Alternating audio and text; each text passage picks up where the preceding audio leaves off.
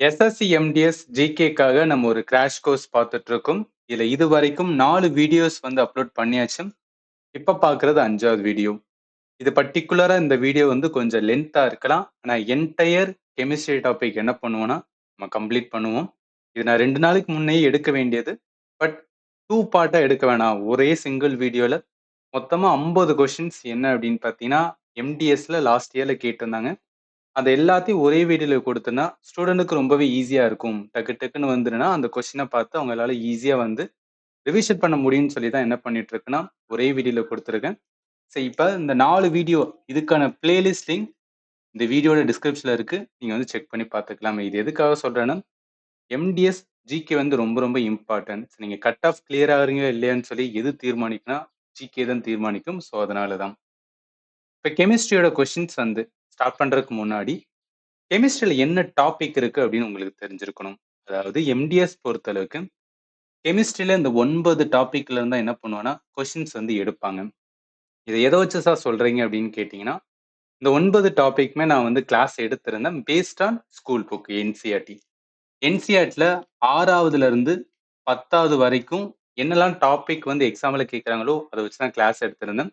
நீங்க எந்த ஒரு சென்ட்ரல் கவர்மெண்ட் எக்ஸாமுக்கு எடுத்தாலும் சயின்ஸ் பொறுத்தளவுக்கு அவங்க ஸ்கூல் புக்ல இருந்தா கொஸ்டின்ஸ் எடுப்பாங்க. அதனால தான் சொல்றேன். இந்த 9 டாபிக்ல நான் எந்த டாபிக்க சார் ப்ரிப்பேர் பண்ணணும்னு கேட்டீங்கன்னா, இந்த வீடியோவோட எண்டுல உங்களுக்கு ஒரு கம்ப்ளீட் பிக்சர் கிடைக்கும். அதாவது ஒவ்வொரு கொஸ்டினா பார்க்கும்போது, இந்த கொஸ்டின் இந்த டாபிக் அப்படின்னு நான் சொல்லுவேன். அதன் மூலம் என்ன நீங்க புரிஞ்சுக்கலாம்னா, ஓகே எம்டிஎஸ்ல இந்தந்த டாபிக் தான் கேட்கறாங்க போல. அப்ப இது எல்லாத்தையும் என்ன பண்ணணும்னா ரிவிஷன் பண்ணணும்னு சொல்லிட்டு, ஒரு ஸ்ட்ராட்டஜைஸ் பண்ணி என்ன பண்ணிக்கலாம்னா, நீங்க வந்து ரிவிஷன் பண்ணிக்கலாம். இங்க பிரச்சனை ஜிகே பொறுத்தளவுக்கு நம்ம ப்ரிப்பேர் பண்றதுக்குலாம் வந்து பெரிய பிரச்சனை இருக்காது. பட் ரிவிஷன் தான் பிரச்சனையே.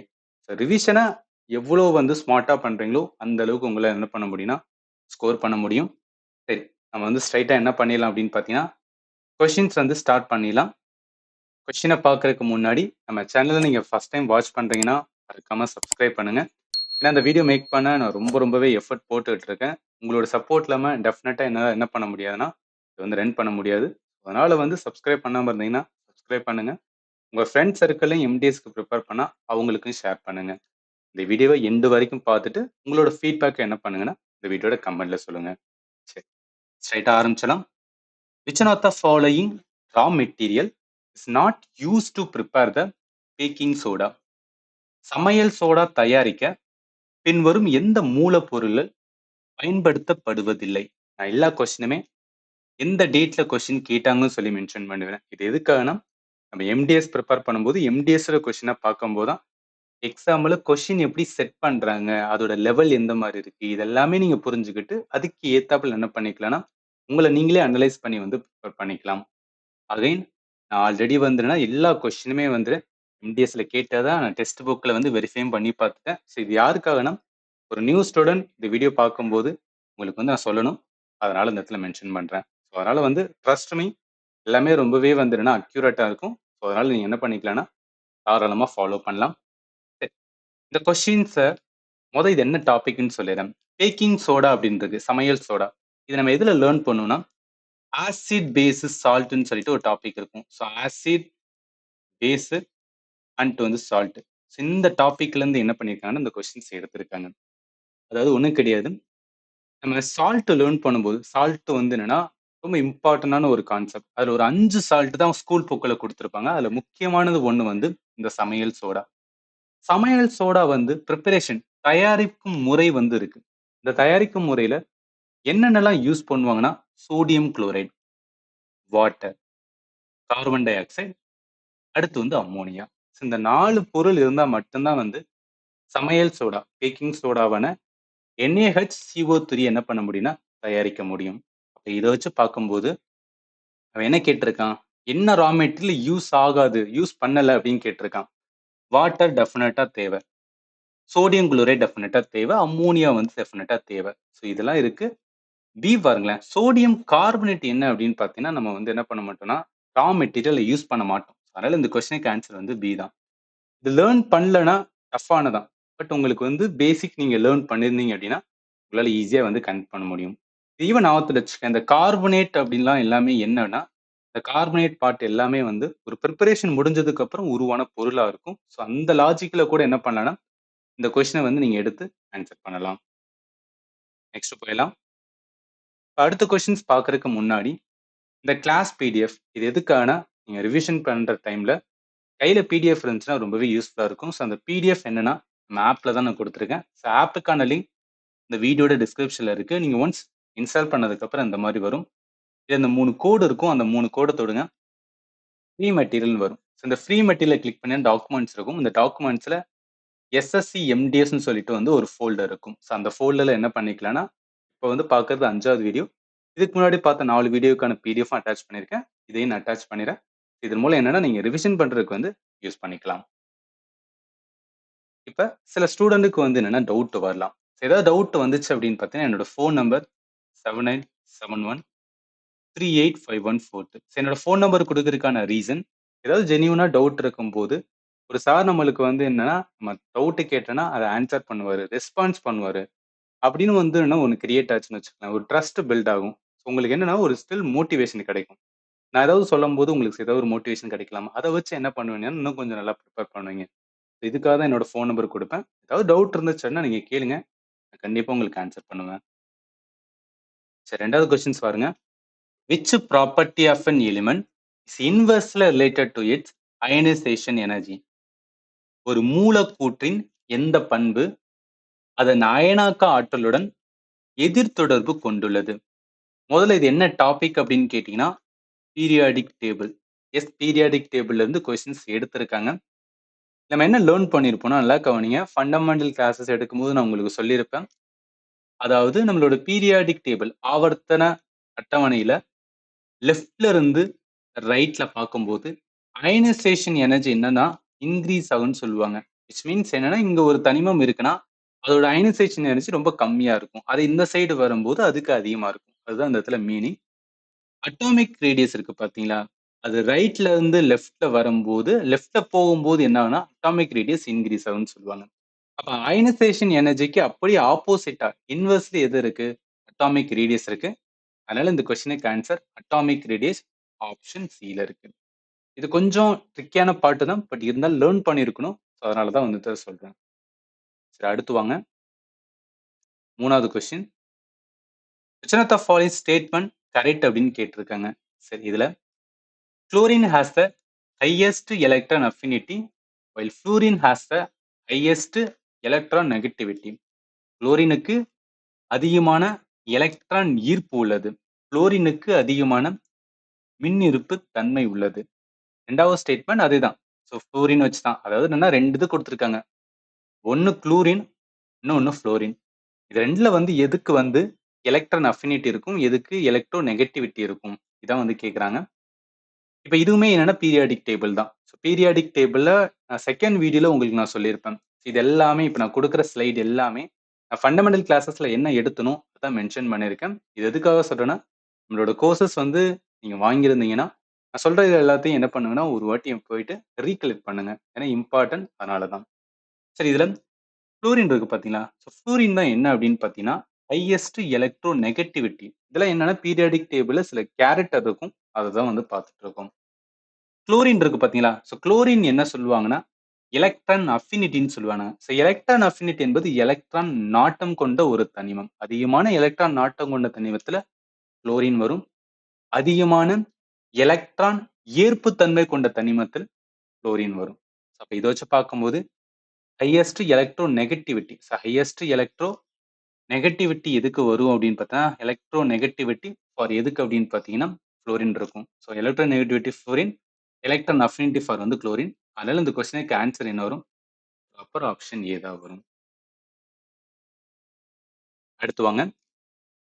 The property by virtue of which carbon can form of CC. C carbon carbon covalent bond it's called. Carbon CC covalent பிணைப்பை உருவாக்கும் தன்மை டேஸ் என்று அழைக்கப்படுகிறது. இது என்ன டாபிக்னா கார்பன் அண்ட் காம்பவுண்ட்ஸ் அப்படின்னு சொல்லிட்டு ஒரு டாபிக் இருக்கும். ஸோ கார்பன் அண்ட் காம்பவுண்ட் சொல்லிட்டு வந்து ஒரு டாபிக் இருக்கும். அதுல இருந்து கேட்டிருக்காங்க. ஒன்றும் கிடையாது, ரொம்ப பேசிக்கான கான்செப்ட் தான். கார்பனுக்கு வந்து என்னன்னா ஒரு முக்கியமான பண்பு ப்ராப்பர்ட்டி அப்படின்னு பார்த்தோன்னு வச்சுக்கலாம். கார்பனால என்ன பண்ண முடியும்னா, ஒரு செயின ஃபார்ம் பண்ண முடியும்னு சொல்லுவாங்க. அந்த செயின் எப்படின்னா, கார்பனோட பாண்ட்லயே நெறைய கார்பன என்ன பண்ண முடியும்னா, ஃபார்ம் பண்ண முடியும் அப்படின்னு சொல்லுவாங்க. அதுதான் அந்த ப்ராப்பர்ட்டி இருக்கு பார்த்தீங்களா, இந்த மாரி லாங் செயினா ஃபார்ம் பண்றக்கூடிய ப்ராப்பர்ட்டியோட பேரு கேட்டனேஷன் அப்படின்னு சொல்லுவாங்க. ஸோ அதுதான் வந்து இந்த கொஸ்டின்ல கேட்டிருக்காங்க. அப்ப என்னது? சங்கிலிய உருவாக்கும் தன்மை தான் கேட்டனேஷன்ஸ். அதனால இந்த கொஸ்டினுக்கு ஆன்சர் வந்து என்னன்னா, டி தான் வரும். அடுத்து, the element with atomic number 59 lies in which block of the periodic table? So அணு எண் 59 கொண்ட தனிமம் ரைட்டா?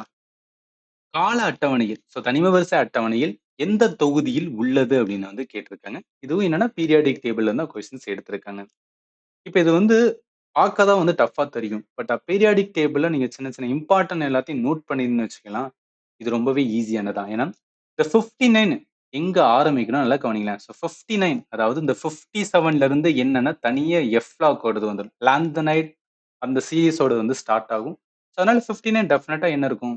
எஃப் லாக் தான் இருக்கும். ஸோ எஸ்ல இருக்கிறது என்னன்னா, மொத 2 இது. அடுத்து இந்த சைடுல இருக்குது லாஸ்ட்ல இருக்குது பி பிளாக். ஸோ நடுவுல இருக்குது D block. So F block தான் என்னன்னா தனியா இந்த லாந்தனைட் சீரிஸ்ல வர்றது.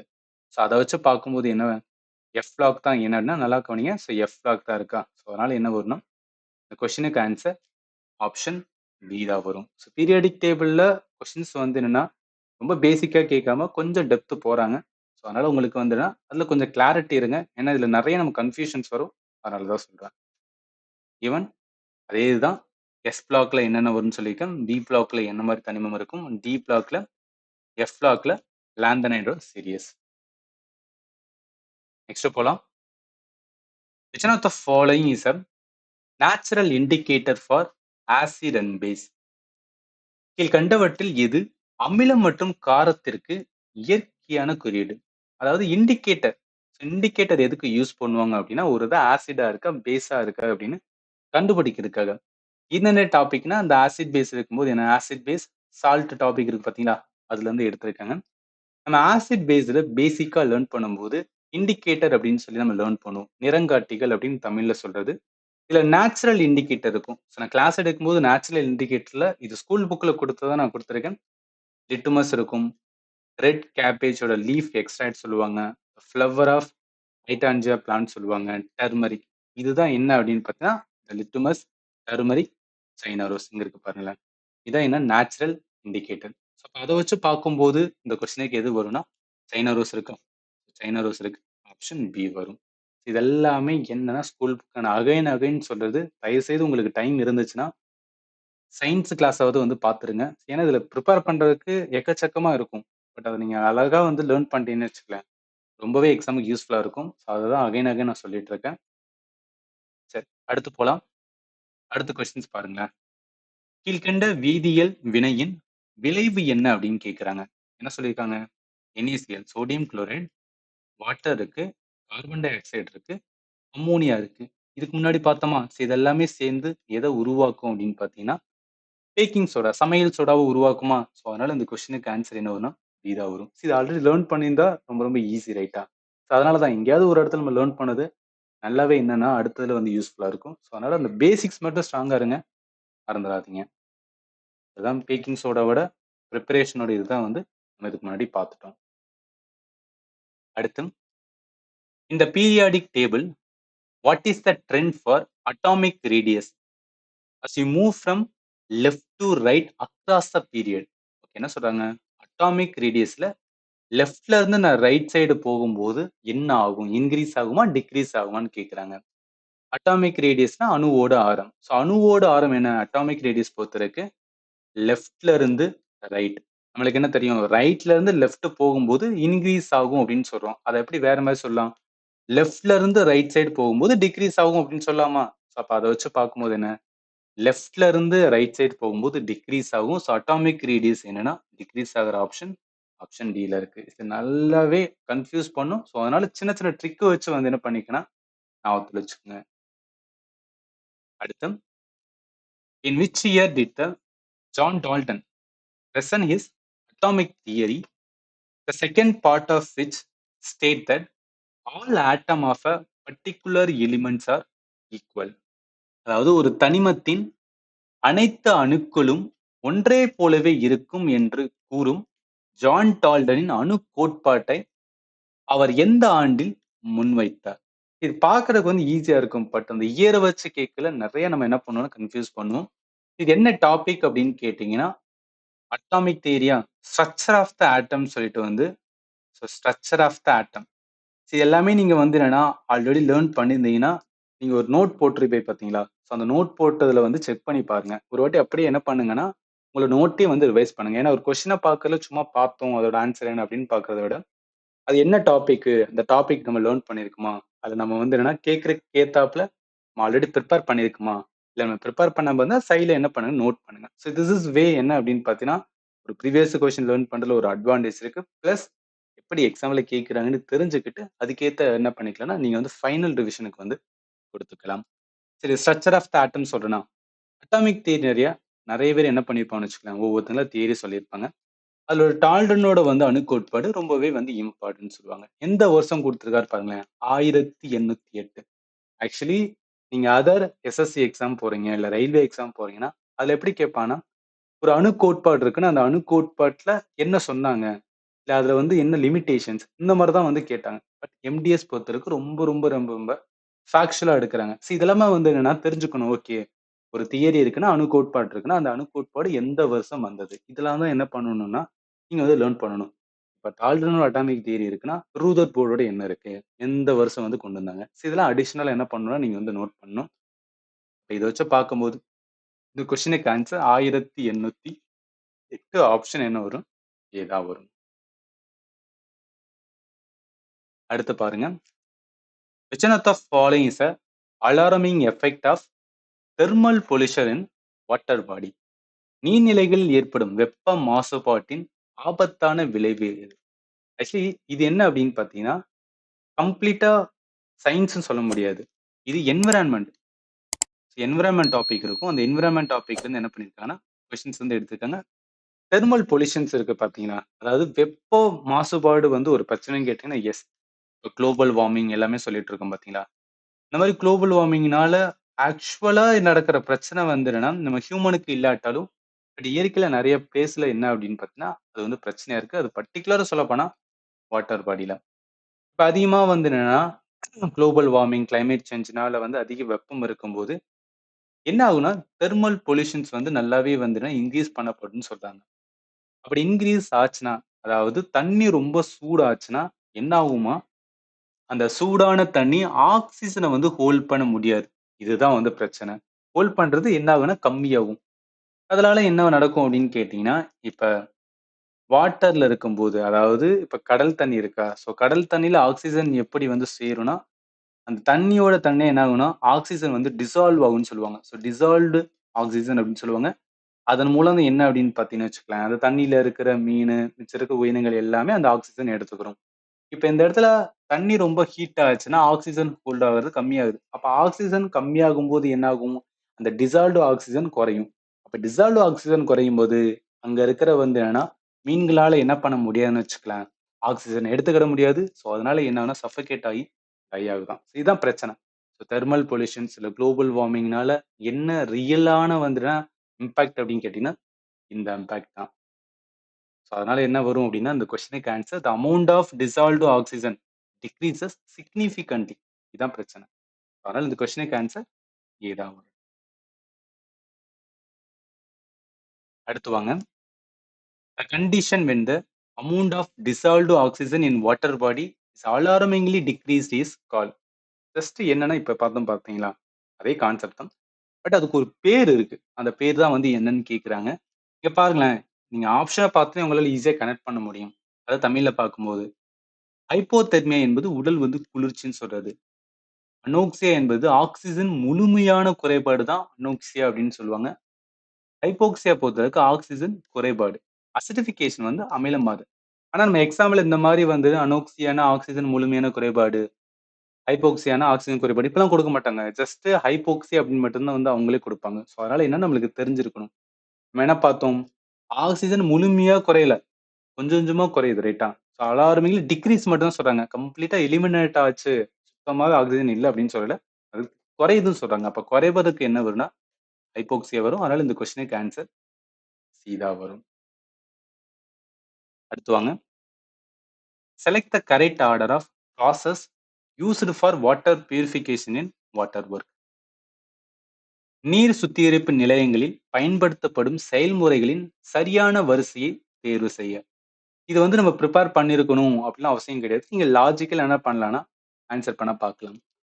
நம்மளுக்கு வாட்டர் பியூரிஃபிகேஷன்ஸ் அப்படின்னு சொல்றாங்க. ஸோ ஃபைனலா வரும்போது நம்மளுக்கு என்ன இருக்கும்? ஃபைனலா வந்து என்ன பண்ண போறோம் அப்படின்னு பார்த்தீங்கன்னா, நம்ம யூஸ் பண்ணும்போது நீங்க அந்த டேப் வாட்டர்லாம் பார்த்தீங்கன்னு வச்சுக்கோங்களேன், ஃபைனலா என்ன பண்ணணும்னா குளோரின வந்து சேர்த்து விடுவாங்க. அந்த குளோரின் எதுக்காக வந்து சேர்த்து விடுவாங்க அப்படின்னா, எது வந்து என்னன்னா நஞ்சு இருந்துறக்கூடாது. ஸோ இதுக்காக தான் வந்து குளோரினேட்டட் வாட்டர் வந்து என்னன்னா நம்ம வந்து யூஸ் பண்ணிட்டு இருக்கோம். ஸோ ஃபைனலா என்னன்னா குளோரினேஷன்ஸ். ஃபில்டர் இருக்கு. ரைட்டா? ஸோ ஃபில்டரேஷன் நடக்கும். அதுக்கு முன்னாடி பாருங்களேன்.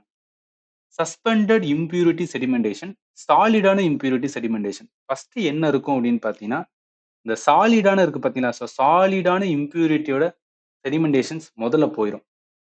முதல்ல போனதுக்கு அப்புறம் சஸ்பெண்டடான வந்தன இம்பியூரிட்டி செடிமெண்டேஷன்ஸ். இது 1வது, இது 2வது. ஆக்சுவலி இந்த சொன்ன நம்பர வந்து பார்க்காதீங்க. இந்த நம்பர் வந்து என்ன பண்ணேன்னா, ஒவ்வொன்னா ஆட் பண்ணிட்டேன். ஸோ அதனால வந்து என்ன, இது வந்து ஃபர்ஸ்ட்டு நம்பர் படி பார்க்கும்போது இது 1, இது 2, இது 3, இது வந்து 4. இதுல வந்து ஆர்டர் படி பார்த்தோம்னா, கீழ இருக்குது. சாலிட் இம்பியூரிட்டி செடிமெண்டேஷன முதல் பண்ணுவாங்க. அடுத்து சஸ்பெண்டட் இம்பியூரிட்டி செடிமெண்டேஷன் 2வது பண்ணுவாங்க. 3வது ஃபில்ட்ரேஷன் நடக்கும். 4வது என்னன்னா குளோரினேஷன்ஸ். அப்ப 1, 2, 3, 4 அந்த இது எப்படி வரும் அப்படின்னு பார்த்தீங்கன்னா, ஆப்ஷன் படி பார்க்கும்போது 4, 3, 1, 2. ஸோ 4, 3, 1, 2 ஆப்ஷன் எங்க இருக்குன்னா, டில இருக்கு. அந்த ப்ராசஸ் தான். வாட்டர் ட்ரீட்மெண்டோட ப்ராசஸ் வந்து நம்ம தெரிஞ்சிருக்கணும். இங்க பாருங்களேன். ராவான வாட்டர் இருக்குன்னா, அதுல என்ன பண்ணுவோம்னா, செடிமெண்டேஷன்ஸ் வந்து போகும். செடிமெண்டேஷன்ஸ்க்கு அப்புறம் தான் ஃபில்ட்ரேஷன் வரும். ஃபில்ட்ரேஷனுக்கு அப்புறம் தான் டிஸ்இன்ஃபெக்ஷன்ஸ். அந்த டிஸ்இன்ஃபெக்ஷன் தான் என்ன பண்ணும்னா, குளோரின் வந்து நம்ம என்ன சொல்றோம்னா சேர்ப்பாங்க. அதனால ஃபைனலா வந்து நம்மளுக்கு டிஸ்ட்ரிபியூஷன்ஸ் வரும். அதனால இந்த கொஸ்டினுக்கு ஆன்சர் என்ன வரும்னா, டி தான் வரும். அடுத்து வாங்க. அடுத்த கேள்வி. According to Newland law of octaves, every 8th element has properties similar to those of first element. Which one of the following elements has properties similar to those of N? N என்பது nitrogen. நியூலாண்டின் Octave சட்டத்தின்படி ஒவ்வொரு 8வது மூலகம் கிடையாது. இதை மட்டும் மாத்திக்கங்க. தனிமம். தனிமம் முதல் தனிமத்துடன் ஒத்த பண்புகளை கொண்டுள்ளது. இதில் கண்டவற்றில் எண்ணுக்கு ஒத்த பண்புகளை கொண்ட தனிமம் எது? அதான் வந்து கொஸ்டினா கேட்டிருக்காங்க. இது என்ன டாபிக் அப்படின்னு கேட்டா பீரியாடிக் டேபிள் தான். பீரியாடிக் டேபிள் ஆவர்த்தன அட்டவணையை வரிசைப்படுத்துறதுக்கு நிறைய பேர் என்ன பண்ணியிருப்பாங்கன்னா ரிசர்ச் வந்து பண்ணியிருப்பாங்க. அதுல முக்கியமானது இந்த நியூலாண்டோட லா ஆஃப் ஆக்டேவ். இவர் என்ன சொல்லுவாருன்னா, அதாவது நல்லா காணிங்க, நியூலாண்டோட லா ஆஃப் ஆக்டேவ் பொறுத்தவரைக்கும் 7 தனிமமா என்ன பண்ணுவார்னா வரிசைப்படுத்த பார்ப்பார். அவர் வரிசைப்படுத்தல தனிமம் இருக்குன்னு வச்சுக்கலாம். தனிமம், 2வது தனிமம், 3வது, 4வது, 5வது, 6வது, 7வது. இப்ப 8வது தனிமம் ஒண்ணு இருக்கு பாத்தீங்களா? அந்த 8வது தனிமத்தோட பண்பு 1வது தனிமத்தோட பண்புக்கு ஈக்குவலா இருக்கிற மாதிரி வந்து இது பண்ணுவார். அப்ப என்னன்னா 1வது தனிமமும் 8வது தனிமமும் ஒரே மாதிரியான பண்புகளை கொண்டிருக்குன்னு சொல்லிட்டு என்ன பண்ணுவார்னு வச்சுக்கலாம், ஒரு வரிசையை கிரியேட் பண்ணுவாரு. இந்த மாதிரி வந்துன்னா ஒவ்வொன்னா வந்து கிரியேட் பண்ணுவாரு. இதுல அவங்க கேள்வி என்ன சொல்றாங்கன்னா, நைட்ரஜன் இருக்கு பாத்தீங்களா? சோ நைட்ரஜனுக்கு அந்த ப்ராப்பர்ட்டி சிமிலரா கொண்ட வேற எந்த தனிமம் இருக்கு? அதான் வந்து கேட்டிருக்காங்க. இங்க இருக்கு பாருங்களேன். நைட்ரஜன் இருக்கிறதுல வேற என்ன இருக்கும்னா, பாஸ்பரஸ் இருக்கா? அப்ப பாஸ்பரஸ் இருக்கான்னா, எஸ் பாஸ்பரஸ் இருக்கு. அதனால இந்த கொஸ்டினுக்கு ஆன்சர் ஏ தான் வரும். இது one of the toughest question. ஏன்னா, முதல்ல நியூலாண்டோட லா ஆஃப் ஆக்டிவ் என்னன்னு நம்மளுக்கு தெரியணும். 2வது அவர் எப்படிலாம் தனிமத்தை அடுக்கியிருக்காருன்னு நம்மளுக்கு வந்து புரியணும்.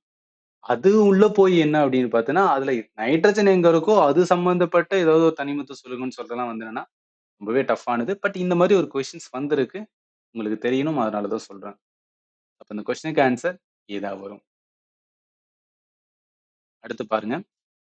Select the synthetic indicator from among the given options. இது ஆசிட் பேசிஸ் சால்ட்ல அந்த இண்டிகேட்டர் நிறங்காட்டிகள் அப்படின்னு பார்த்தோமா? இதுக்கு முன்னாடி பார்த்த கொஸ்டின் நேச்சுரல் இண்டிகேட்டர் அப்படின்னு பார்த்தோம். இதுல என்னன்னா சிந்தெடிக்னா செயற்கை. செயற்கை மீன்ஸ் என்ன பண்ணுவோம்? லேப்ல உருவாக்கியிருப்போம். ரைட்டா? நம்ம வந்து என்னன்னா ஹியூமன் உருவாக்கியிருப்போம். அந்த மாதிரி நிறங்காட்டிகள். 2 நிறங்காட்டிகள் ரொம்ப ரொம்ப இம்பார்ட்டன்ட் சொல்லுவாங்க. ஒன்னு பினாப்தலீன், இன்னொன்னு மெத்தில் ஆரஞ்சு. இது 2ம் தெரிஞ்சா போதும் இந்த கொஸ்டின் ஆன்சர் பண்ணிடலாம். இங்க பாருங்களேன். சிந்தட்டிக் இண்டிகேட்டர் வந்தாவே இங்க இருக்கு. மெத்தில் ஆரஞ்சு இருக்கு. அதனால ஆப்ஷன் டி தான் இந்த கொஸ்டினுக்கு கரெக்ட் ஆன்சர். இது எல்லாமே வந்து என்னன்னா, ப்ராப்பர் ஸ்கூல் புக்ல குடுக்குது. இத வந்து மறந்துறாதீங்க. ரொம்ப ரொம்ப ஈஸியானது. ஈஸியா ஸ்கோர் பண்ணிடலாம். அடுத்து பாருங்க. How many covalent bonds are present between constituent atom in the molecule of butane and hexane respectively? Butane மற்றும் ஹெக்சேன் மூலக்கூறுகளில் உள்ள கூறு அணுக்களுக்கிடையில் உள்ள கோவலன்ட் பிணைப்புகளின் எண்ணிக்கை முறையே எவ்வளவு அப்படின்னு சொல்றாங்க. ஒன்றும் கிடையாது. நம்மளுக்கு என்ன தெரியும்னா, பியூட்டேன் இருக்கு பாத்தீங்களா? ஸோ பியூட்டேனுக்கும் ஹெக்சேனுக்கும் என்ன ஃபார்முலா வரும் அது வந்து தெரிஞ்சிருக்கணும். ஸோ பியூட்டேன் பொறுத்தளவுக்கு வந்து C4H10, ஹெக்சேன் பொறுத்தளவுக்கு C6H வந்து 14. இதுல கார்பனுக்கும் ஹைட்ரஜனுக்கு இடையே உள்ள பாண்ட் இந்த மாதிரி இருக்குன்னு பாருங்களேன். அதாவது கார்பனுக்கும் ஹைட்ரஜனுக்கும் உள்ள பாண்ட் என்னன்னா, ஒவ்வொன்றையும் நம்ம கூட்டணும்னு வச்சுக்கலாம். மொத்தமா கார்பனோடது 4 இருக்கு. ஹைட்ரஜனோட 10 இருக்கு. ஸோ 10 + 4 எவ்வளோ? 14 வரும். ஸோ 14 விதமான என்னன்னா, கார்பன், ஹைட்ரஜன் வந்து பாண்ட உருவாக்கியிருக்கும் அப்படின்னு இந்த இடத்துல அர்த்தமாகும். அதே மாதிரி தான் ஹெக்சேன். ஹெக்சேன்ல கார்பன் வந்து 6 இருக்கு. ஹைட்ரஜன் வந்து என்னன்னா ஒரு 14 இருக்கு. ஸோ அப்ப அத வச்சு பார்க்கும்போது எவ்வளோ?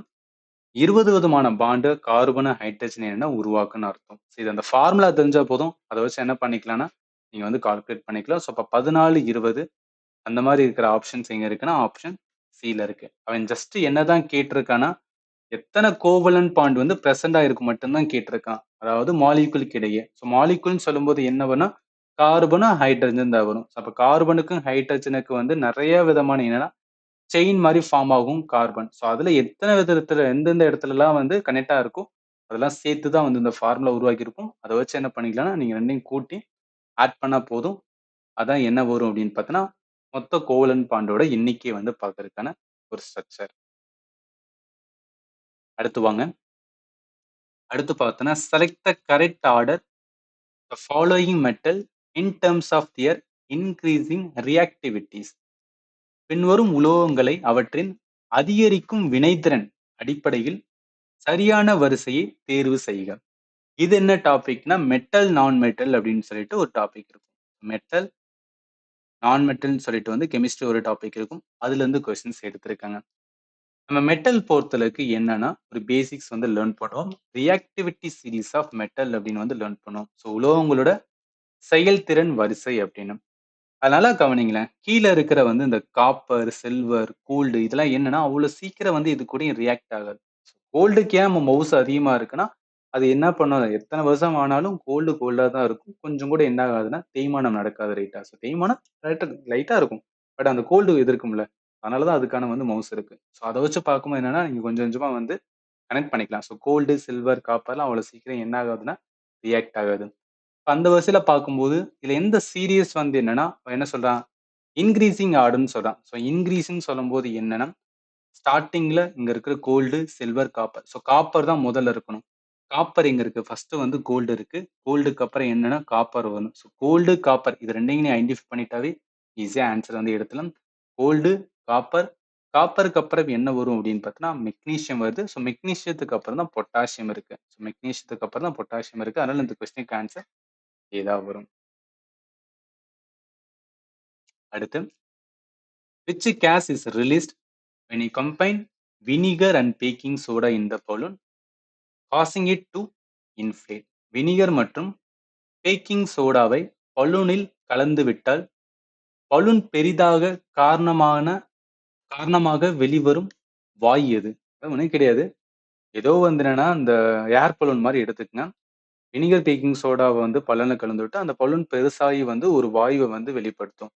அந்த வெளியாற வாயுவோட பேர் என்னன்னு தான் வந்து கேட்டிருக்காங்க. இதுல என்ன அப்படின்னா, கார்பன் டை ஆக்சைடு கேஸ் தான் என்ன ஆகும்னா வெளிவரும்னு சொல்லுவாங்க. ஜஸ்ட் ஞாபகத்துல வச்சுக்கோங்க. வினிகரையும் பேக்கிங் சோடாவை வந்து சேர்க்கும்போது. அப்ப கார்பன் டை ஆக்சைடு ஆப்ஷன் ஏல இருக்கு. அடுத்து, இந்த large amount of carbon dioxide dissolve in a water body. Water become acidic because of the formation of which one of the following acids? ஒரு நீர்நிலையில் அதிக அளவு கார்பன் டை ஆக்சைடு கரையும் போது கீழ்கண்ட எந்த அமிலம் உருவாவதால் நீர் அமிலத்தன்மையை பெறுகிறது? ஆக்சுவலி என்ன அப்படின்னு பாத்தீங்கன்னா, அமிலமாக்கல் அப்படின்னு வந்து ஒரு இருக்கு பாத்தீங்களா? அது அசிடிஃபிகேஷனோட கான்செப்ட் தான் வச்சுதான் கேட்டிருக்காங்க. இப்ப எப்படி வந்து ஓசன் ஆசிட் ஆகும், அமிலத்தன்மையை அடையும் அப்படின்னு பார்த்தீங்கன்னா, நார்மலா இருக்கிற வாட்டர், நார்மல் வாட்டர் H2O இருக்கு. அதோட கார்பன் டை ஆக்சைடு என்னன்னா சேர்ந்துரும். வாட்டரோட கார்பன் டை ஆக்சைடு சேர்ந்து என்ன பண்ணி விட்டுரும் அப்படின்னா, அத கார்போனிக் ஆசிடா மாத்தி விட்டுரும். இந்த கார்போனிக் ஆசிட் அது வாட்டர்ல தான் இருக்கும். வேற எது கூடயும் வந்து ரியாக்ட் ஆகாது. இந்த கார்போனிக் ஆசிட் தான் என்னன்னா, அமிலமா வந்து ஃபார்ம் ஆகுது. அப்ப அத வச்சு பார்க்கும்போது என்ன, நார்மலா வந்து ஓசோன்ல என்னன்னா கார்பன் தேவை. ஆனா அந்த கார்பன் என்ன ஆயிருது அப்படின்னு பார்த்தீங்கன்னா, ஆசிட் கார்போனிக் ஆசிடா மாறுது. தனியா ஒரு கார்பனா என்னன்னா இருக்க மாட்டுது. அதுதான் இங்க பிரச்சனையே. அதனால என்ன வந்து ஒண்ணு உருவாகுதுன்னா, ஆசிட், கார்போனிக் ஆசிட். அப்ப கார்போனிக் ஆசிட் எங்க இருக்குன்னா, ஆப்ஷன் டில இருக்கு. இது அந்த அசிடிஃபிகேஷனோட உங்களுக்கு பேசிக் தெரிஞ்சா போதும். அத வச்சு கனெக்ட் பண்ணி ஆன்சர் பண்ணிடலாம். அடுத்து பாருங்க. How does salt contribute to the preservation of food? இது என்ன அப்படின்னு பார்த்தீங்கன்னா, நம்ம அந்த சால்ட் டாபிக்ல வந்து உப்போட பயன்பாட்டுல வந்துனா ஃபுட் பிரிசர்வேட்டிவ் அப்படின்னு வந்து நான் சொல்லியிருப்பேன். உங்களுக்கு கிளாஸ் எடுக்கும்போது கொஞ்சம் வந்து என்ன பண்ணியிருப்பேன்னு வச்சுக்கங்களேன், எக்ஸ்ட்ரா பாயிண்ட்டும் நான் சொல்லியிருப்பேன். இதுல நம்மளே வந்து தெரியும். ஃபுட் பிரிசர்வேஷனுக்கு ஏன் நம்ம சால்ட்டு? ஏன்னா அந்த காலத்துல இருந்தே வந்து ஏன்ஷியன்ட் பீரியட்ல இருந்தே என்ன பண்ணுவோம் அப்படின்னா, நம்ம ஃபுட்ல வந்து ரொம்ப இது ரொம்ப நாள் வச்சுக்கிறதுக்காக சால்ட் வந்து என்ன சேர்ப்பாங்க. பிகாஸ் ஆஃப் என்னன்னா, மைக்ரோ ஆர்கானிசத்தோட குரோத்த என்ன பண்ணும்னா, கம்மி பண்ணும். இன்ஹிபிட் பண்ணும். த்ரூ த என்னன்னா ஆஸ்மாசிஸ். ஆஸ்மாசிஸ் மூலம் நுண்ணுயிர்களோட வளர்ச்சி என்ன பண்ணுதுன்னா, தடுக்கும். ஃப்ரிட்ஜ்லயுமே வந்து ஏன் வந்து ஃபுட் ஏதாவது ஒண்ணு வைக்கிறோம்னா ரொம்ப கொஞ்சம் நாளைக்கு இருக்குன்னா, பிகாஸ் ஆஃப் என்னன்னா, அங்க இருக்கிற மைக்ரோ ஆர்கானிசம் வந்து அவ்வளவு சீக்கிரம் என்னன்னா வளர விடாது. அந்த என்னன்னா ஜில்லின்ல அந்த ஃப்ரிட்ஜ்ல வந்து வைக்கும்போது, ஜில்லுன்னு இருக்கனால. அதனால இந்த கொஸ்டினுக்கு ஆன்சர் என்ன வரும்னா, பி தான் வரும். அடுத்து வாங்க. Suspended solid in water can increase the hardness of the water. Which one of the following represent the measurement of the hardness of water? அதாவது நீரில் மிதக்கும் திடப்பொருட்கள் நீரில் மங்கள் தன்மையை அதிகரிக்கும். நீர்ல அந்த மங்களா இருக்கிற தன்மையை அளவீடும் அளவீடு எதுன்னு கேட்கிறாங்க. ஆக்சுவலி இது தமிழ்ல வந்து கேட்கும்போது அவங்க வந்து இந்த மங்கள் தன்மை கொடுத்தா டப்புன்னு எடுத்தலாம். பட் வந்து இந்த டர்பிடிட்டிக்கு வந்து என்னன்னா நமக்கு மீனிங் தெரியணும். அது தெரிஞ்சா போதும் ஈஸியா என்ன பண்ணிடலாம்னா கனெக்ட் பண்ணிடலாம். சரி வந்து ஹெசினஸ் மீன்ஸ் வந்து என்ன? மங்கள் தன்மை. மங்கள் தன்மை என்ன சொல்லுவோம் அப்படின்னு பார்த்தீங்கன்னா, அந்த அந்த மங்களா இருக்கிறது தானே. ஸோ அதனால வந்து என்னன்னா அழுக்கா இருக்கு அப்படின்னு சொல்றது. அப்ப அத வச்சு பார்க்கும்போது அதோட அளவீடு பேர் வந்து டர்பிடிட்டின்னு சொல்லுவாங்க. ஆன்சர் என்ன வரும்னா ஏ தான் வரும். அடுத்து, at what temperature do Celsius, Fahrenheit scale have the same value? எந்த வெப்பநிலையில் செல்சியஸ் மற்றும் ஃபாரன்ஹீட் அளவுகோல்கள் ஒரே மதிப்பை கொண்டிருக்குன்னு இருக்கா? இத பொறுத்தளவுக்கு என்னன்னா, செல்சியஸ், ஃபாரன்ஹீட், கெல்வின் ஸ்கேல். இதோட பேசிக்ஸ் நம்மளுக்கு வந்து தெரிஞ்சிருக்கணும். நல்லா கவனிங்களேன். அப்சல்யூட் 0 பொறுத்தளவுக்கு கெல்வின்ல 0 கெல்வின். செல்சியஸ்ல பார்த்தா 273 -273 டிகிரி செல்சியஸ். இது ஃபாரன்ஹீட்ல -459 டிகிரி ஃபாரன்ஹீட் வரும். ஃப்ரீசிங் பாயிண்ட் பொறுத்தளவுக்கு. ஃப்ரீசிங் பாயிண்ட்ல 273 கெல்வின் வரும். இது 0 டிகிரி செல்சியஸ் நம்மளுக்கு தெரியும். ஃபாரன்ஹீட்ல 32 டிகிரி வந்து ஃபாரன்ஹீட். அதே பாய்லிங் பாயிண்ட் பார்த்தோம்னா 373 கெல்வின். இது வந்து 100 டிகிரி செல்சியஸ். இது வந்து 212 டிகிரி ஃபாரன்ஹீட். இதுல அவங்க என்ன கேட்டிருக்காங்க? சேம் வேல்யூன்னு கேட்டிருக்காங்க. சேமான வேல்யூ எதுல வரும் அப்படின்னு பார்த்தீங்கன்னா, நல்லா கவனிங்க. சேமான வேல்யூ இந்த 0 இருக்கும்போது 32 வரணும் ரைட்டா? 0 இருக்கும்போது 32 வேணாம். அவன் கேட்கிறது செல்சியஸும் ஃபாரன்ஹீட்ட மட்டும் தான் வந்து கனெக்ட் பண்ண சொல்லியிருக்கான். 0 இருக்கும்போது தான் ஃபாரன்ஹீட்ல வேணா 32 வரும். அப்ப 2 இடத்துல சமமா இருக்கிறது வந்து 0 இருக்கும்போது 32 இருக்கும். அதனால இந்த கொஸ்டினுக்கு ஆன்சர் சி தான் வரும். அடுத்து below the 2 chemical equations right 2 equations வந்து கொடுத்துட்டு why does copper get separated from its compound form in both the cases? இதுல நல்லா பாருங்களேன். இந்த கெமிக்கல் ஈக்குவேஷன்ல காப்பர் வந்து தனியா வந்துருது ரைட்டா? 2 கெமிக்கல் ஈக்குவேஷன்ல என்னன்னா காப்பர் வந்து தனியா வருது. அது ஏன் வருது? அதான் கேட்குறாங்க. இது என்ன டாபிக்னா, கெமிக்கல் ஈக்குவேஷன் சொல்லியே வந்து என்ன பண்ணிப்போம்னு வச்சுக்கோங்களேன், ஒரு டாபிக் இருக்கு. ஸோ அந்த டாபிக்ல type of chemical reaction sorry chemical equation கிடையாது. கெமிக்கல் ரியாக்ஷன் டாபிக் இருக்கும். அதுல வந்து டைப் ஆஃப் கெமிக்கல் ரியாக்ஷன்ஸ் இருக்கும். அதுல ஒண்ணு டிஸ்பிளேஸ்மென்ட் ரியாக்ஷன் அப்படின்னு சொல்லுவோம். அத இங்கேயே பாருங்களேன். இந்த இடத்துல என்னன்னா காப்பர் வந்து தனியா வருது. ஏன் காப்பர் தனியா வருதுன்னா, இந்த காப்பருக்கும் இந்த அயனுக்கும் 2க்கு என்னன்னா, எது வினைத்திறன் பண்பு அதிகமா இருக்குன்னு பார்ப்போம். வினைத்திறன் பண்பு எது அதிகமா இருக்கோ, அது என்ன பண்ணும் அப்படின்னா, வினைத்திறன் பண்பு கம்மியா இருக்கிறத விட்டு, அத தட்டி விட்டுட்டு, அது இருக்கிற இடத்துல போய் வந்து அது உட்கார்ந்துக்கும். அதாவது என்ன சொல்ல வரேன்னா, இப்ப இப்ப இங்க Fe காப்பர் இருக்கா? நல்லா கவனிங்க. டிஸ்பிளேஸ்மென்ட் ரியாக்ஷன் பொறுத்தவரைக்கும் என்ன அப்படின்னா, எதெல்லாம் மோஸ்ட் ரியாக்டிவ், எதெல்லாம் லீஸ்ட் ரியாக்டிவ்னு தெரியணும். இதுல என்ன இருக்கு? அயன் இருக்கு. So iron, copper. So iron எங்க இருக்குன்னு பாருங்களேன். அயன் இந்த இடத்துல இருக்கு. ரைட்டா? அதே இது காப்பர். காப்பர் எங்க இருக்குன்னு பாருங்களேன். கீழ இருக்கு. ஸோ அப்ப அயன விட காப்பர் என்ன அப்படின்னு பார்த்தீங்கன்னு வச்சுக்கோங்களேன், லெஸ்ஸான ரியாக்டிவ் ரைட்டா? நான் என்ன சொன்னேன்? எது மோர் ரியாக்டிவ் இருக்கோ, அது என்ன பண்ணும் அப்படின்னா, அந்த லெஸ் ரியாக்டிவ் இருக்கிற இடத்த தட்டி விட்டுட்டு, அந்த இதுக்கு வந்து என்னன்னா, இது வந்து மாறிக்கும்னு சொன்னேன். அதனால தான் அயன் என்ன பண்ணுதுன்னா, காப்பர் இருக்கிற இடத்துல இந்த SO4 கிட்ட வந்து உட்கார்ந்துருது. அந்த காப்பர் என்ன பண்ணுது? தனியா தட்டி விட்டுருது. பிகாஸ் ஆஃப் என்னன்னா, இந்த ரியாக்ஷன் பொறுத்து, அதோட வினைத்திறனோட பண்புகள பொறுத்து. அப்ப ஏன் இந்த இடத்துல காப்பர் தனித்தனியா வருதுன்னா, பிகாஸ் ஆஃப் காப்பரோட வினைத்திறன் பண்பு ரொம்ப கம்மியா இருக்கனால தான் வந்துன்னா, தனியா வந்துருச்சு. அப்ப அத வச்சு பார்க்கும்போது என்ன சொல்லலாம்? நல்லா கவனிங்க. காப்பர் வந்து என்ன அப்டின்னா, மோர் ரியாக்டிவ் தென் ஜிங்க் அண்ட் வந்து லெட். சாரி. இது வராது. ஜிங்க் அண்ட் லெட் ஆர் வந்து மோர் ரியாக்டிவ் தென் காப்பர். ஏன்னா காப்பர் வந்து லெஸ் ரியாக்டிவ். அதனால தான் ஜிங்க், லெட் என்ன பண்ணுதுன்னா, காப்பர் இருக்கிற இடத்த வந்து தட்டி விட்டுட்டு, அங்க போய் அது உட்கார்ந்துரும். ஸோ அதனால இந்த கொஸ்டினுக்கு ஆன்சர் சி தான் வரும். ஜஸ்ட் புரிஞ்சுக்கங்க. இது வந்து ஒரு பேசிக் கான்செப்ட் உங்களுக்கு தெரிஞ்சிருக்கணும். அடுத்து போலாம். அடுத்து பாருங்களேன் என்ன சொல்றாங்க? Select the incorrect statement regarding ozone அப்படின்னு சொல்றாங்க. Ozone is formed from oxygen in the presence of ultra violet radiation. Yes, ஓசோனோடது O3. O3 எதுல இருந்து வரும்? ஆக்ஸிஜன்ல இருந்து ஃபார்ம் ஆயிருக்கும். Ozone like oxygen is life supporting gas. இது தப்பு. ஆக்ஸிஜன் வந்து லைஃபை சப்போர்ட் பண்ணுது. ஓசோன் வந்து என்னன்னா டைரக்டா லைஃப்லாம் சப்போர்ட் பண்ணாது. பட் என்ன பண்ணும் அப்படின்னு பார்த்தீங்கன்னா, ஓசோன் நம்மளோட வந்து என்னன்னா புரொடெக்ட் பண்ணும் ரைட்டா? நம்மளோட வந்து என்னன்னா ஹியூமனோட பாடிய வந்து ஸ்கின்ன வந்து புரொடெக்ட் பண்ணும். எதுல இருந்து அப்படின்னு பார்த்தீங்கன்னா, இந்த அல்ட்ரா வயலட் ரேடியேஷன் டைரக்ட்டா பட விடாம, அது வந்து கரெக்ட்டா இருக்கு. பட் இது வந்து லைஃப் சப்போர்ட்டிங் கேஸ் அப்படின்னு சொல்ல மாட்டாங்க. அதனால இந்த கொஸ்டினுக்கு ஆன்சர் பி தான் வரும். ஏன்னா கேட்கறது இன்கரெக்ட் தான் கேட்டிருக்கான். அடுத்து ozone is a deadly poison. Yes. Ozone வந்து என்ன அப்படின்னு பார்த்தீங்கன்னு வச்சுக்கோங்களேன், அதாவது வந்து என்னன்னா, ஸ்ட்ராட்டோஸ்பியர்ல இருக்கும்போது அது குட். பட் அதே இது நம்மளோட வந்து என்ன அப்படின்னு பார்த்தோன்னா, கீழ அதாவது கிரவுண்ட் லெவல் ஓசோன் அப்படின்னு சொல்லுவாங்க. கிரவுண்ட் லெவல் ஓசோன் என்பது என்ன அப்படின்னு பார்த்தோன்னா, அது வந்து ஒரு பொல்யூஷன்ஸ் அப்படின்னு சொல்றது தான். கிரவுண்ட் லெவல் ஓசோனுமே என்னன்னா, ஒரு பொல்யூஷன் சொல்லுவாங்க. இட்ஸ் அ டெட்லி பாய்சன் தான். அதனால இந்த கொஸ்டினுக்கு ஆன்சர் எது வரும்னா, பி தான் வரும். இன்கரெக்ட். அடுத்து பாருங்க. அடுத்து என்ன? What is a chemical formula for the compounds commonly known as a லாஃபிங் கேஸ்? பொதுவாக சிரிப்பு வாயு என்று அழைக்கப்படும் சேர்மத்தோட வேதியியல் சூத்திரம் என்னன்னு கேட்கிறாங்க. இது என்னன்னா இந்த பைரவா மூவில கூட வந்து என்னன்னா அந்த மூவில பாத்தீங்கன்னு வச்சுக்கலாம், அந்த லாஃபிங் கேஸ பத்தி வந்து சொல்லியிருப்பாங்க. நான் எதுக்காக சொல்றேன்னா இந்த மூவியோட கனெக்ட் பண்ணது உங்களுக்கு மறக்காது, அதனாலதான். நைட்ரஸ் ஆக்சைடு இருக்கு பாத்தீங்களா, N2O. இதை வந்து லாஃபிங் கேஸ் அப்படின்னு சொல்றது. அப்ப நைட்ரஸ் ஆக்சைடு என்ன வரும்? N2O. எங்க இருக்குன்னா ஆப்ஷன் சில இருக்கு. அடுத்து செலக்ட் த இம்பேலன்ஸ்டான chemical equation from the following. So சமநிலையற்ற வேதியியல் சமன்பாட்டை வந்து தேர்வு செய்யணும்னு சொல்லியிருக்காங்க. ஆக்சுவலி என்ன அப்படின்னா, இது வந்து கெமிக்கல் ஈக்குவேஷன்ல ஸ்டார்ட்டிங்ல இது ரொம்ப ரொம்ப இம்பார்ட்டன்ட். எல்லா எக்ஸாம்லயும் கேட்டுட்டு இருக்காங்க. அதாவது என்ன பண்ண தெரிஞ்சிருக்குன்னா, நம்மளுக்கு கெமிக்கல் ஈக்குவேஷன்ஸ் வந்து பேலன்ஸா இருக்கா, இல்ல வந்து என்ன பேலன்ஸா இல்லையான்னு கண்டுபிடிக்க தெரிஞ்சிருக்கணும். அது எப்படி கண்டுபிடிக்கலாம் அப்படின்னு கேட்டீங்கன்னா, ஒண்ணும் கிடையாது. ஃபார் எக்ஸாம்பிள் இந்த கொஸ்டினுக்கு கரெக்ட் ஆன்சர் வந்து பி தான். அத வச்சு உங்களுக்கு சொல்றேன். அதாவது left side. So LHS, RHS அப்படின்னு வந்து லெஃப்ட், ரைட் என்னன்னா ஈக்குவலண்டா ஆகணும்.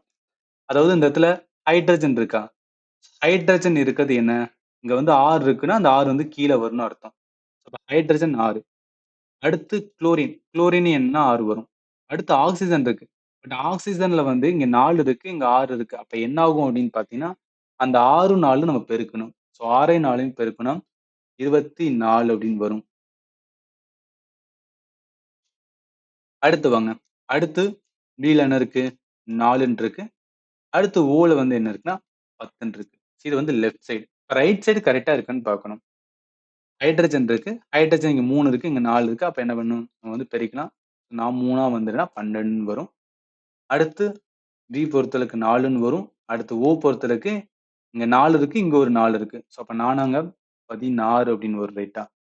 இத நீங்க ஃபுல்லா பண்ணணும்னு கூட அவசியம் கிடையாது. ஏன் சொல்றேன்னா, இங்க பாருங்களேன். ஹைட்ரஜனோட வந்து லெஃப்ட் சைடு 6ன்னு இருக்கு. ஆனா இந்த இடத்துல ஹைட்ரஜனோடது வந்து 12ஆ போயிருச்சு. இங்கேயே உங்களுக்கு தெரிஞ்சிரும். ஓகே, இது வந்து தப்பா தான் இருக்கு. ஏன்னா 6 இருக்கும்போது ஸ்டார்ட்டிங்லயே அதிகமா வந்துருச்சுன்னு வச்சுக்கலேன். ஈக்குவலன்ட்டா இருக்கு அதுல. அதனால என்ன வரும்? இந்த கொஸ்டினுக்கு ஆன்சர் வந்து பி தான் வரும். நீங்க மிச்சதையும் வந்து நான் போட்ட மாரி வேணும்னா போட்டு பாருங்க.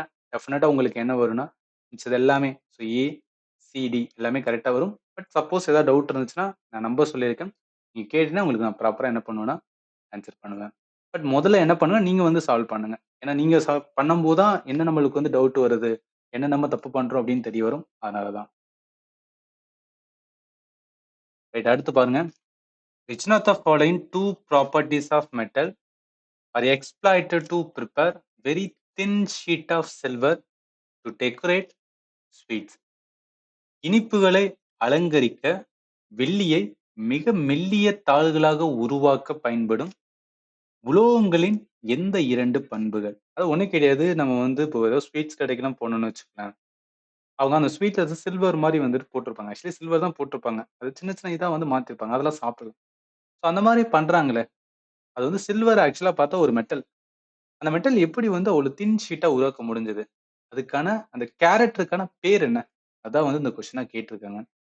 இது என்ன டாபிக்னா அதேதான். மெட்டல் அண்ட் நான் மெட்டலோட டாபிக் தான். இந்த மெட்டல் அண்ட் நான் மெட்டல்ல நம்ம கிளாஸ் எடுக்கும்போது சொல்லியிருப்பேன். அதாவது பிசிக்கல் ப்ராப்பர்ட்டி ஆஃப் மெட்டல். உலோகங்களோட இயற்பியல் பண்புகள் அப்படின்னு நான் சொல்லியிருப்பேன். நல்லா கவனிங்களேன். அந்த தின் ஷீட்டா ஃபார்ம் பண்றது பேர் என்ன? மெல்லபிள் இல்ல மெல்லபிலிட்டின்னு சொல்லுவாங்க. தமிழ்ல தகடாக விரியும் பண்பு அப்படின்னே சொல்றது. அப்ப இது ஒண்ணு, இன்னும் ஒண்ணு லஸ்டர். லஸ்டர்னா பளபளக்கிறது. ஸோ அந்த பளபளப்புனால தான் என்னன்னா, இந்த ஸ்வீட்ஸ் அலங்காரத்துக்காக என்ன பண்றாங்கன்னா, அத வந்து யூஸ் பண்றாங்க. ஸோ இந்த 2 கேரக்டர் தான். இந்த 2 கேரக்டர வச்சு தான் என்ன பண்ணுவாங்கன்னா, அத வந்து யூஸ் பண்றாங்க. ஸோ அதனால என்ன வரும்? ஒண்ணு மெல்லபிலிட்டி, இன்னொன்னு வந்து லஸ்டர். ஸோ ஒண்ணு பிரகாசமா இருக்கு. இன்னொன்னு என்ன? இந்த ஒரு தட்டு என்ன சொல்றது? ஷீட் மாரி வந்து உருவாக்க முடியுது. ஸோ அதான் தட்டி தாளாக்கும் தன்மைன்னு சொல்றது. அப்படியே வந்து என்ன சொல்றது? ஒரு தாள் மாரி வந்து ஃபார்ம் பண்றதுக்கான கேரக்டர். அதனால இந்த கொஸ்டினுக்கு ஆன்சர் டி தான் வரும். அடுத்து போலாம். A 4 carbon chain with a triple bond is called.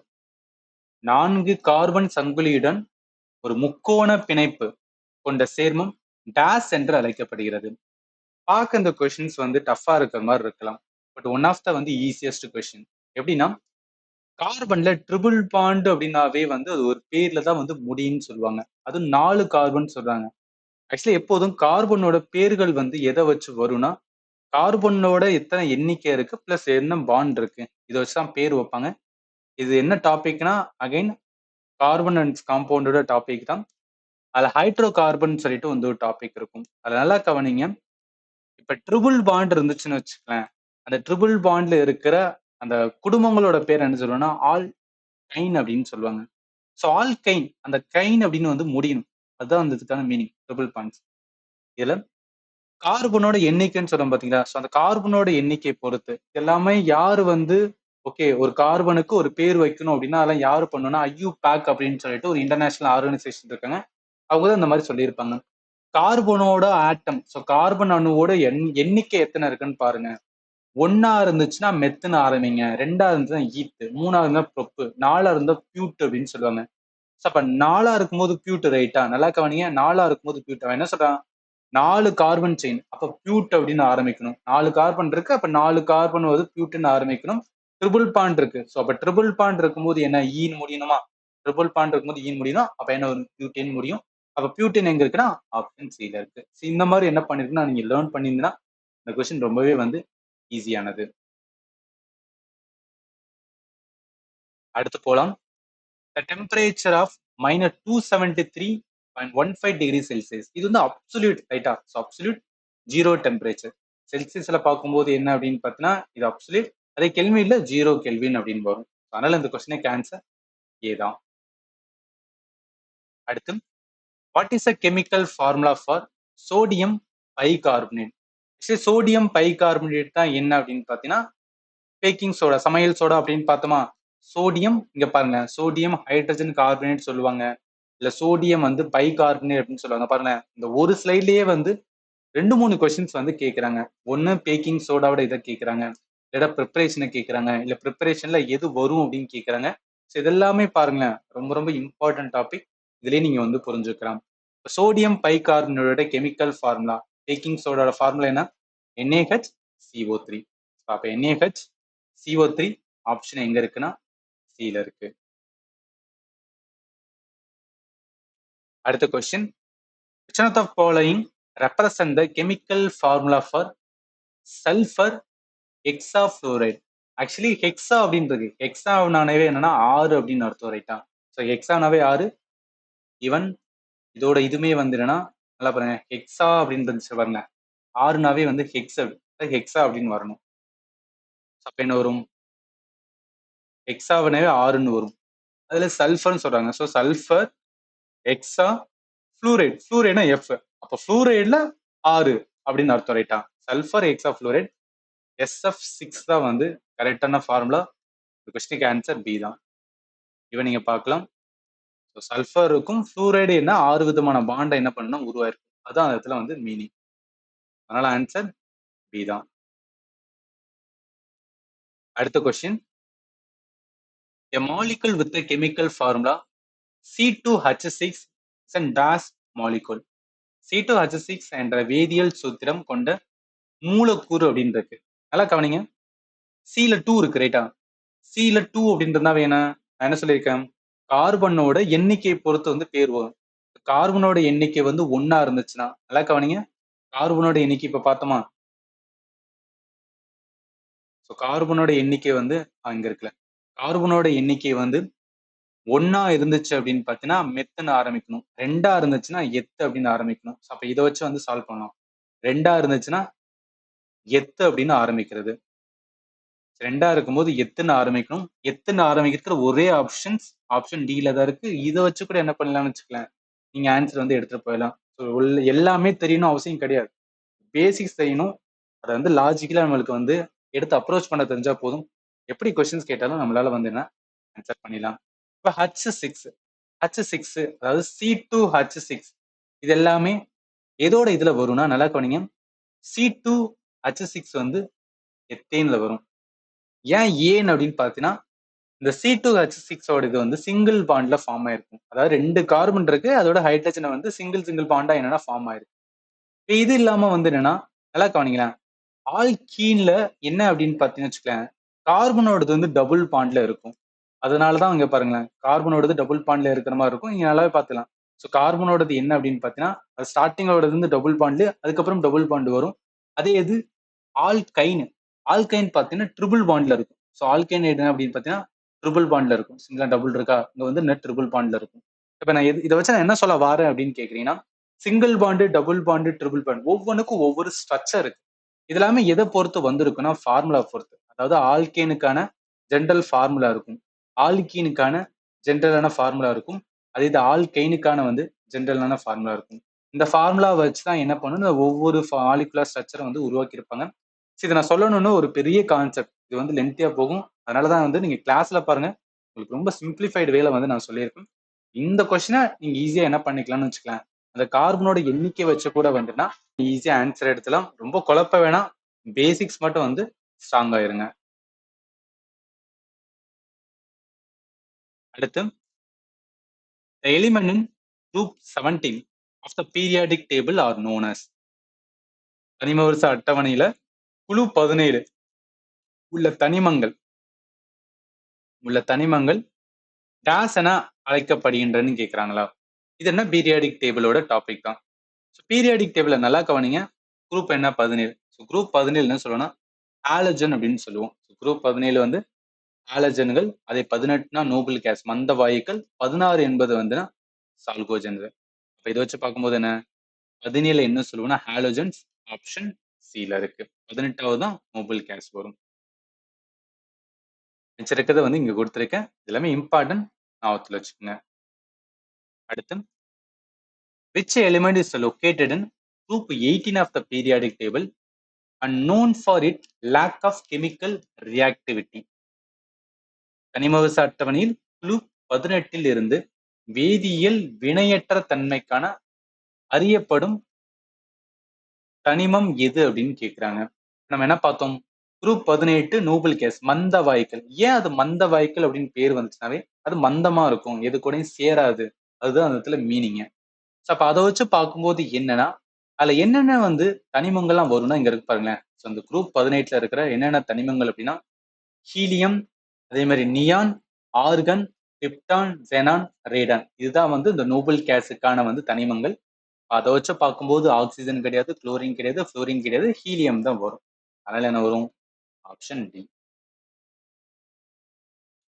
அடுத்து, which element known for having the highest electronegativity on the periodic table? இது ஆல்ரெடி வந்து பார்த்த கொஸ்டின் தான், ரிப்பீட் ஆயிருக்கு. ஹையஸ்ட் எலக்ட்ரோ நெகட்டிவிட்டி எதுக்கு இருக்கும்? ஸோ ஹையஸ்ட் எலக்ட்ரோ நெகட்டிவிட்டி அப்படின்னு பார்த்தோன்னு வச்சுக்கலாம். சார் ஆக்சுவலி என்னன்னா மாத்தி கொடுத்து நினைக்கிறேன். ஆக்சுவலி நான் இது இன்னொரு ஸ்லைடு வரும், அந்த ஸ்லைடு தான் கொடுத்துருக்கோம், நான் மாத்தி கொடுத்துட்டேன். நம்ம ஆல்ரெடி பார்த்துருக்கோம் பீரியாடிக் டேபிள்ல ஹையஸ்ட் எலக்ட்ரோ நெகட்டிவிட்டி எதுக்கு இருக்குன்னா ஃப்ளோரின் தான் இருக்கும், ரைட்டா? ஸோ ஃப்ளோரின் தான் வரும். ஆப்ஷன் சி ஆல்ரெடி பார்த்தோம், ஜஸ்ட் என்னன்னா கனெக்ட் பண்ணுங்க. அந்த இடத்துல ஸ்லைடை வந்து மாத்தி கொடுத்துட்டேன். அடுத்து, when pH value of soil is more than 7.5, they are considered to be. மண்ணோட pH ஓட மதிப்பு 7.5 விட அதிகமாக இருந்தால் அந்த மண் எவ்வாறு வகைப்படுத்தப்படும்? இது என்ன டாபிக்னா, இது வந்து என்னன்னா அந்த pH சொல்லும்போது ஆசிட் பேஸ்ல தான் நம்ம லேர்ன் பண்ணுவோம். ஆசிட் பேஸ்ல என்னன்னா pH ஓட ஸ்கேல் இருக்கும். ஒரு தடவை நம்ம ஆசிட் அப்படின்னு சொல்றோம்னா 0ல இருந்து 7க்குள்ள இருக்கும் அதோட pH வேல்யூ. ஒரு தடவை 8ல இருந்து 14க்குள்ள இருக்கிறத பேசிக் சொல்லுவோம். கரெக்டா 7 இருந்துச்சுன்னா அது வந்து நியூட்ரல் சொல்லுவோம். இப்போ வாட்டர் எல்லாமே வந்து நியூட்ரலோடது. அப்ப என்ன சொல்றாங்க? அவங்க 7.5 அப்படின்னாவே என்ன அப்படின்னு பார்த்தீங்கன்னா, அது வந்து பேஸ். ஸோ பேஸுக்கு இன்னொரு பேர் என்ன சொல்லுவாங்க அப்படின்னு பார்த்தீங்கன்னா, ஆல்கலைன் அப்படின்னு சொல்லுவாங்க. அப்ப என்னன்னா ஸ்லைட்லி என்ன அப்படின்னு பார்த்தீங்கன்னு வச்சுக்கோங்க, இது வந்து ஆல்கலைனான சாயில். ஸோ ஆல்கலைன் அது சாயிலோட இதுல இந்த பேசிக் என்ன சொல்லுவாங்கன்னா ஆல்கலைன் அப்படின்னு சொல்லுவாங்க. அதனால என்ன வரும்? ஆல்கலைனான சாயில். அசிட்டிக் அப்படின்னு ஒரு வார்த்தை வரவே கூடாது. ஆப்ஷன் பி தான் அந்த கொஸ்டினுக்கு கரெக்டான ஆன்சர். அடுத்து, the element that are liquid at room temperature are அப்படின்னு இருக்கா? இது என்ன அப்படின்னா மெட்டல் நான் மெட்டல் நம்ம லேர்ன் பண்ணுவோம். மெட்டல் இதுலையும் நான் மெட்டல் ஏன் ரெண்டையுமே லேர்ன் பண்ணணும் அப்படின்னு பார்த்தீங்கன்னா, மெட்டலோட ஒரு கேரக்டரும் நான் மெட்டலோட கேரக்டர் தான் வந்து இந்த கொஸ்டினை கொடுத்துருக்காங்க. அதாவது ரூம் டெம்பரேச்சர்லையுமே என்ன அப்படின்னு பார்த்தீங்கன்னு வச்சுக்கலாம். So only metal which exist at liquid stayed at room temperature அப்படின்னா அது மெர்க்குரி தான். நம்மளே பார்த்துருப்போம், மெர்க்குரி வந்து என்னன்னா பாதரச தொட்டம்னு வச்சுக்கலாம், தண்ணியமா இருக்கும் பார்த்தீங்களா? அதுதான் வந்து இது சொல்றது. ஆனா வந்து என்ன, மெர்க்குரி வந்து ஒரு மெட்டல். இப்போ மெர்க்குரி டெஃபினட்டா இருக்கும் ரைட்டா? மெர்க்குரி வந்து டெஃபினட்டா இருக்கணும். ஹீலியம் இருப்பான்னு டெஃபினட்டா கிடையாது. குரோமின் இருக்கு பாத்தீங்களா, இது வந்து ஒரு நான் மெட்டல். இது வந்து ஒரு நான் மெட்டல். இந்த நான் மெட்டல் என்ன பண்ணும் அப்படின்னு பார்த்தீங்கன்னா, நார்மலான ரூம் டெம்பரேச்சர் இப்போ நம்ம வீட்டில் இருக்கிற டெம்பரேச்சர்ல வச்சோம் அப்படின்னு பார்த்தீங்கன்னா அது என்ன லிக்விட் ஸ்டேட்ல இருக்குமா? ஸோ அதனால மெர்க்குரி குரோமின் இது ரெண்டு தான் என்னன்னா லிக்விட் ஸ்டேட்ல இருக்கும். அதனால இந்த கொஸ்டினுக்கு ஆன்சர் வந்து சீதா வரும். அடுத்து, the property of rock or soil that indicate the ability of allowing fluid to flow through it is called. திரவங்கள் ஊடுருவி செல்ல அனுமதிக்கும் கல் அல்லது மண்ணின் பண்பு டேஷ் என அழைக்கப்படுகிறது. அதாவது அதுலயே கொடுத்துறாங்க, அவங்க டெஃபனிஷன் மாதிரி கொடுத்துட்டு அதுக்கு பேர் என்ன சொல்லுவோம் அப்படின்னு சொல்றாங்க. இப்ப கல் இருக்கு இல்ல மண்ணெல்லாம் வந்து குமிச்சு போட்டிருக்கோம்னா அதுல தண்ணி பண்ணும்போது அந்த தண்ணியை வந்து உறிஞ்சுக்கிறோம் பாத்தீங்களா? ஸோ அந்த பண்போட பேர் என்ன சொல்லுவோம்னா பெர்மபிலிட்டி அப்படின்னு வந்து நம்ம சொல்லுவோம். தமிழ்ல ஊடுருவல் திறன். ஆக்சுவலி தமிழ்லையும் இந்த ஊடுருவல் திறன் அப்படின்னு கொடுக்க மாட்டாங்க, வெறும் பெர்மபிலிட்டி தான் கொடுப்பாங்க. நம்ம வேணா கனெக்ட் பண்ண தெரியணும். அதுக்கான மீனிங் தெரிஞ்சா போதும், ஈஸியா வந்து ஆன்சர் பண்ணிடலாம். அடுத்து, what is a process of substance changing directly from solid to a gas without passing through the liquid state is called. ஒரு பொருள் திரவ நிலையை கடக்காமல் நேரடியாக திடநிலையிலிருந்து வாயு நிலைக்கு மாறும் செயல்முறை என்ன? இது என்ன அப்படின்னு பார்த்தீங்கன்னு வச்சுக்கலாம், ஸ்டேட் ஆஃப் மேட்டர்னு சொல்லிட்டு வந்து ஒரு டாபிக் நம்ம லேர்ன் பண்ணுவோம். ஸ்டேட் ஆஃப் மேட்டர்னு சொல்லிட்டு வந்து ஒரு டாபிக் இருக்கும். அதுல சாலிடு, லிக்யூடு, கேஸ் இதெல்லாமே பார்க்கும்போது அதுல எப்படி வந்து சாலிட்ல இருந்து லிக்விட் மாறுது, லிக்விட்ல இருந்து கேஸ் மாறுது அப்படின்னு பார்க்கும்போது ஒரு கான்செப்ட்னா சப்லிமியேஷன், தமிழ்ல பதங்கமாதல் அப்படின்னு சொல்லுவோம். இது என்ன அப்படின்னா டைரக்டா சாலிட்ல இருந்து கேஸா ஃபார்ம் ஆகுது. பெஸ்ட் எக்ஸாம்பிள் ட்ரை ஐஸ் வந்து என்ன சொல்றது. அதே மாதிரி வந்து கற்பூரம் இதெல்லாமே என்னன்னா ஸ்ட்ரைட்டா சாலிட்ல இருந்து என்னன்னா கேஸ் ஃபார்முக்கு வந்து மாறுது ரைட்டா. ஸோ அதை வச்சு பார்க்கும்போது என்ன வரும்னா சப்லிமியேஷன்ஸ். ஆப்ஷன் ஏ தான் வரும். அடுத்து, what is a charge of a electron? எலக்ட்ரானோட மின்னூட்டம் இது என்ன அப்படின்னு பார்த்தீங்கன்னா structure of the atom. So structure of the atom சொல்லிட்டு அதுல தான் அணு கோட்பாடு இது எல்லாமே லேர்ன் பண்ணுவோம். எலக்ட்ரானோட சார்ஜ். ஸோ எலக்ட்ரானோட சார்ஜ் வந்து நெகட்டிவ் சார்ஜ். இது வந்து நம்ம லேர்ன் பண்ணாட்டும் ஈஸியா என்ன பண்ணிக்கலாம்னு ஆன்சர் பண்ணலாம். ஸோ புரோட்டானோடது பாசிட்டிவான சார்ஜ். நியூட்ரானுக்கு வந்து சார்ஜ் கிடையாது.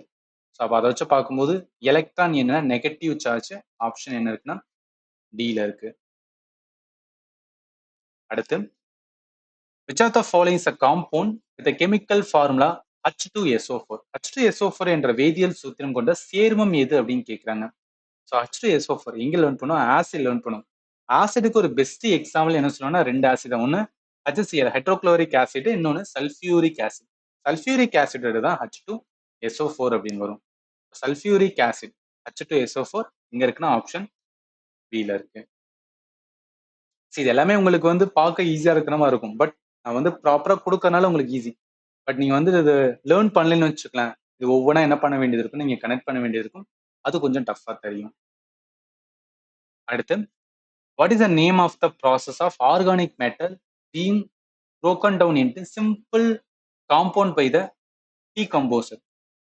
ஸோ சிதைவூட்டிகளால் கரிம பொருட்கள் எளிய சேர்மங்களாக உடைக்கப்படும் செயல்முறையோட பேர் வந்து கேட்குறாங்க.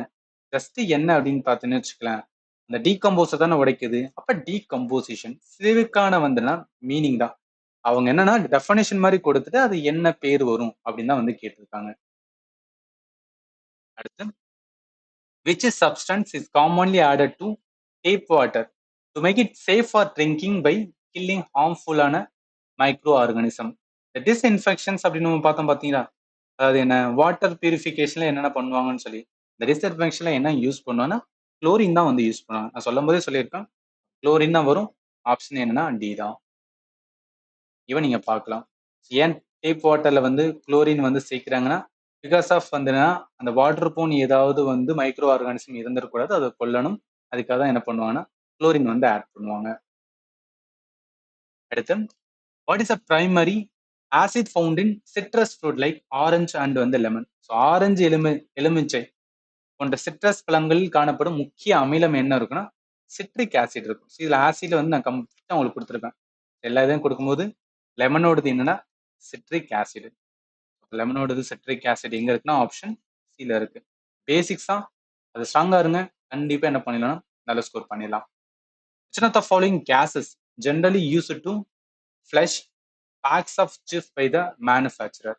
இந்த சிப்ஸ் எல்லாம் பொட்டலங்கள் இருக்கும் பாத்தீங்களா, அதை நிரப்புறதுக்கு உற்பத்தியாளர்கள் பொதுவாக பயன்படுத்தப்படும் வாயு. இது வந்து எல்லா எக்ஸாம்ல என்ன பண்ணுன்னா இந்த மாதிரி ஒரு கொஸ்டின்ஸ் வந்து கேட்பாங்க. ஸோ இந்த சிப்ஸ்ல இருக்கிறது வந்து என்னன்னா என்ன வாயு அப்படின்னு கேட்பாங்க. நைட்ரஜன் தான் என்னன்னா 43% வந்து என்னன்னா இருக்கும். நைட்ரஜனால தான் என்ன பண்ணணும்னு வச்சுக்கலாம், நம்ம யூஸ் பண்ற வந்து எல்லா சிப்ஸ் பாக்கெட்லயும் வந்து நிரப்பியிருப்பாங்க.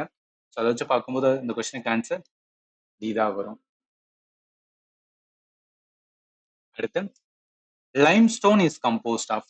இது என்னன்னா இந்த சால்ட் இருக்கு பாத்தீங்களா, அதாவது ஆசிட் பேஸ் சால்ட் ஒரு 5 விதமான சால்ட் இம்பார்ட்டன்ட் சொன்னா அதுல பேக்கிங் சோடா அதெல்லாமே பார்க்கும்போது இந்த ஸ்ட்ரக்சர் உங்களுக்கு நான் சொல்லியிருப்பேன். அதாவது லைம்ஸ்டோன் CaCO3 அதை ஹீட் பண்ணும்போது நம்மளுக்கு குவிக்கான லைம் CaO கிடைக்கும். அதுல வாட்டர் வந்து ஆட் பண்ணலாம். ஸோ நம்ம வாட்டர் வந்து ஆட் பண்ணோம்னா ஸ்லேக்கடான லைம் கிடைக்கும். அந்த ஸ்லேக்கட் லைமை கார்பனேட் பண்ணும்போது லைம்ஸ்டோன். இது வந்து ஒரு சைக்கிள்னு சொல்லுவாங்க. இந்த சைக்கிள் மூலம் வந்து ஒரு பொருள் இருந்து இன்னொரு பொருளை உருவாக்கி மறுபடியும் அந்த பொருளுக்கு கொண்டு வர முடியும்னு சொல்லுவாங்க. இந்த ஸ்லேக்கடான லைம் இருக்கு பாத்தீங்களா, இதுல இருந்தா என்ன தயாரிப்பாங்கன்னா ப்ளீச்சிங் பவுடர் வந்து தயாரிப்பாங்க. எங்க தயாரிக்கிறாங்கன்னு இங்க பாருங்க, ப்ரிப்பரேஷன்ல இருக்கு பாருங்களேன், ட்ரையான ஸ்லேக்கடு லைம். இதை வச்சுதான் என்ன பண்ணணும், ப்ளீச்சிங் பவுடர் CaO Cl2 என்ன பண்ணணும்னா தயாரிப்பாங்க. ஸோ இதெல்லாமே இம்பார்ட்டன்ட், எக்ஸாம்பிள் கேட்கணும்னு சொல்லி மிஸ் பண்ணக்கூடாது. ஏன்னா ஸ்கூல் புக்ல கொடுத்ததுனால இது எல்லாமே என்னன்னா நம்மளுக்கு தெரிஞ்சிருக்கணும். அதை வச்சு பார்க்கும்போது அவன் என்ன கேட்டிருக்கான், லைம்ஸ்டோன் கம்போஸ்ட் ஆஃப் சொல்லியிருக்கான். ஸோ லைம்ஸ்டோன் என்ன CaO CO3. அப்ப என்ன கால்சியம் கார்பனேட். ஆப்ஷன் பில இருக்கு. அடுத்து liquid water present in ocean, lakes, rivers, it converted into the gases formed in the presence of sunlight in the water cycle. This step is called. நீர் சுழற்சியில் கடல், ஏரி மற்றும் நதிகளில் உள்ள நீர் சூரிய ஒளியின் முன்னிலையில் வாயு நிலையில் மாறும்படி என்ன வாயு நிலையில் மாறும் அந்த நிலைக்கோட பேரு வந்து என்ன அழைக்கப்படுகிறது அப்படின்னு தான் கேட்கிறாங்க. எதனால இதாகும், எவாபரேஷன் ரைட்டா. இப்ப கடல்ல இருக்க தண்ணி வந்துன்னா எவாபரேட் ஆகி போகும்போது தான் அது வானத்துக்கு போகும். வானத்துல போயினா கண்டென்சேஷன்ஸ். ஸோ கண்டென்சேஷன் என்னென்ன, அதன் மூலம் என்ன ஆகும் அப்படின்னா கிளவுட் ஃபார்மேஷன் நடந்து அதுக்கப்புறம் என்னன்னா பிரெசிபிடேஷன்ஸ் வந்து மழைநீரா வந்து பெய்கிறது. அப்ப இந்த கொஸ்டினுக்கு ஆன்சர் என்ன வரும்? பேசிக் எவாபரேஷன். இங்க பார்த்தா தெரியும். வேப்பரைசேஷன், ஆவியாதல். இதுல என்ன ஆகும் அப்படின்னு பார்த்தீங்கன்னா டைரக்டா வந்து லிக்விட் என்ன ஆகும்? கேஸ் ஃபார்முக்கு மாறுறது. த்ரூ என்ன அப்படின்னு பார்த்தீங்கன்னா எவாபரேஷன் ப்ராசஸ். அடுத்த கேள்வி, which one of the following statement are correct? Postulate the டால்டனோட அட்டாமிக் தியரி. ஸோ டால்டனோட அணு கோட்பாட்டின் சரியான விதிப்பாடுகள் எவை அப்படின்னு கேட்குறாங்க. ஸோ பார்க்கலாம் கொஸ்டின்ஸ் இவ்வளவு பெருசா தெரியும். பட் இதுல வந்து டால்டனோட அட்டாமிக் தியரி என்ன சொல்லுது, அதை நீங்க பேசிக்கா வந்து ஞாபகத்தில் வச்சிருந்தா போதும் இந்த கொஸ்டினை ஆன்சர் பண்ணலாம். எப்படின்னா நல்லா கவனிங்களேன். இதுல செகண்ட் ஸ்டேட்மெண்ட் பாருங்களேன், atom might be created or destroyed during the chemical reaction இருக்கா. ஸோ வேதியியல் வினையின் போது அணுக்கள் உருவாக்கப்படலாம் அல்லது அழிக்கப்படலாம். சரி, நம்ம ஸ்கூல்ல இருந்து நம்மளுக்கு எப்போதுமே ஒன்று தெரிஞ்சது என்ன அப்படின்னு பார்த்தோன்னா, ஆற்றலை ஆக்கவும் முடியாது, அழிக்க முடியாது. அந்த ஆற்றல் எதனால ஆனது? அணுவால் ஆனது. அப்ப அணுவுமே என்ன பண்ண முடியாது? நம்ம ஆக்கவும் முடியாது, அழிக்கவும் முடியாது. ஒரு ஃபார்ம்ல இருந்து இன்னொரு ஃபார்முக்கு என்ன பண்ண முடியும்னா நம்ம மாத்த முடியும். நம்ம லேர்ன் பண்ணுவோம் பார்த்தீங்களா? அததான் இந்த இவரும் சொல்லியிருப்பாரு. ஸோ டால்டனோட அட்டாமிக் தியரியில அவர் முக்கியமா எதை நம்புவார்னா, ஆட்டம்ஸ் வந்து நெய்தர் கிரியேட்டட் நாட் டெஸ்ட்ராய்டுன்னு சொல்லுவாரு. ஸோ அணுக்கள் என்ன அப்படின்னு பார்த்தீங்கன்னு வச்சுக்கலாம், நம்மளால உருவாக்கவும் முடியாது, நம்மளால அழிக்கவும் முடியாது. இந்த ஸ்டேட்மெண்ட் தப்பா இருக்கு அப்படின்னு நீங்க கண்டுபிடிச்சாவே என்னன்னா ஆப்ஷன் பி வந்து சாரி ஸ்டேட்மெண்ட் செகண்ட் வந்து வரக்கூடாது. செகண்ட் ஸ்டேட்மெண்ட் வரக்கூடாதுன்னா ஒரே ஒரு ஆப்ஷன் மட்டும் தான் இருக்கும், ஆப்ஷன் சி மட்டும் தான் இருக்கும். டக்குன்னு எடுத்துட்டு போயிடலாம். ஸோ மிச்ச இருக்க ஸ்டேட்மெண்ட் எல்லாமே கரெக்டான? எஸ், எல்லாமே கரெக்ட் தான். All matter made up of atom சொல்லியிருப்பாரு. Atom participate in the chemical reaction. So அதான் அவன் ஸ்டார்டிங்ல சொல்லியிருப்பாரு. All matter made up of a tiny indivisible particle call the atom அப்படின்னு சொல்லியிருப்பாரு. அடுத்து atom of different element vary in mass and chemical property. Yes, atom of different element பாருங்க. So atom of different element exhibit different property and vary in mass and size. So அதுவும் கரெக்டா இருக்கான். அடுத்து என்ன இருக்கு? D compound are combination of atom in the ratio of whole or fraction number. அது வந்து சொல்லியிருக்கே மாட்டாரு, அந்த மாதிரி பேசிருக்கே மாட்டாரு.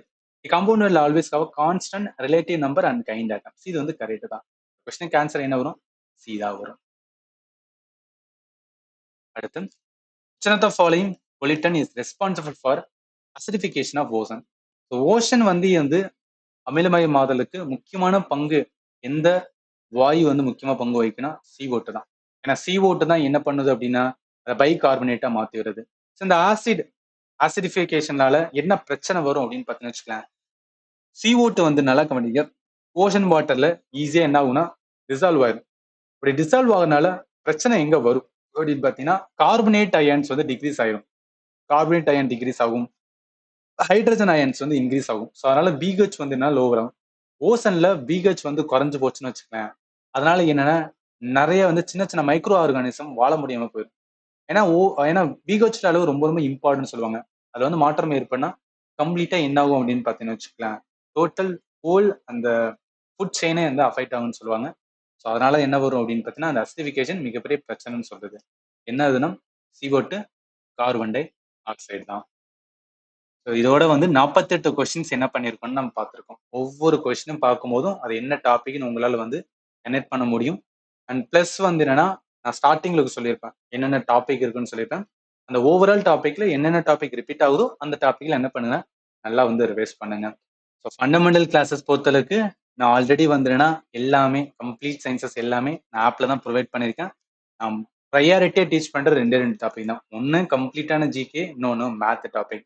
அதை வச்சு பார்க்கும்போது நான் நிறைய வந்து டெமோ கிளாஸஸ்மே கொடுத்துருக்கேன். ஸோ என்னோட வே ஆஃப் டீச்சிங் வந்து பாருங்க, உங்களுக்கு இன்ட்ரெஸ்டிங்காக இருந்துச்சுன்னா நீங்க என்ன பண்ணிக்கலாம், கோர்ஸ்ல ஜாயின் பண்ணிக்கலாம்.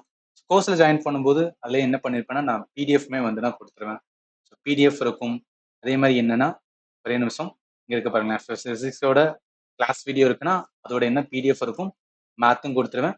எம்டிஎஸ் பொறுத்தவரைக்கு நான் வந்து ஒரு 12 மணி நேரம் வந்து மேத் கொடுத்துருப்பேன். ஸோ அது மட்டுமே பாருங்க. இது வந்து எல்லா எஸ்எஸ்சி எக்ஸாமுக்கும் ரொம்பவே வந்து யூஸ்ஃபுல்லா இருக்கும். ரிவிஷன் பண்றதுக்கு ரொம்பவே பர்ஃபெக்டா இருக்கும். ஸோ இப்போ இந்த கம்ப்ளீட் கோர்சஸ் எல்லாமே எவ்வளோ அப்படின்னு பார்த்தீங்கன்னா, 400 ரூபா அப்படின்னு வந்து நம்ம கோர்ஸ்ல காமிக்கும். பட் நீங்க பே பண்ணும்போது 440 ரூபா வந்து பே பண்ணீங்க. எதுக்கு அந்த 40 ரூபா எக்ஸ்ட்ரா வருது அப்படின்னா, இந்த ஆப்பை மேனேஜ் பண்ற கம்பெனி கிளவுட் ஸ்டோரேஜ் சொல்லிட்டு அவங்க 40 ரூபா ஆட் பண்ணுவாங்க. அதனால 440 ரூபா ஃபார் 1 இயர் வேலிடிட்டி. என்னைக்கு ஜாயின் பண்ணீங்களோ அன்னையிலேருந்து 1 இயர் ஃபுல் என்ன பண்ணிக்கலாம்னா நீங்க வந்து கோர்ஸ் ஆக்சஸ் பண்ணிக்கலாம். என்ன டவுட் வந்தாலும் உங்களுக்கு நான் என்ன பண்ணுவேன்னா பர்சனலா வந்து கைட் பண்ணுவேன். ஸோ அதனால என்ன பண்ணேன்னா, நீங்க அந்த சயின்ஸ் கிளாஸஸ் லேர்ன் பண்ணாம இருந்தீங்கன்னா தயவுசெய்து லேர்ன் பண்ணுங்க. இந்த எம்டிஎஸ் எக்ஸாமுக்கு ரொம்ப ரொம்ப இம்பார்ட்டன்ட். இதுக்கப்புறம் வந்து மிச்ச ரிமைனிங் ஜிகே டாப்பிக்கை நெக்ஸ்ட் வீடியோல பார்க்கலாம். And finally thank you for வாட்சிங் and have a nice day.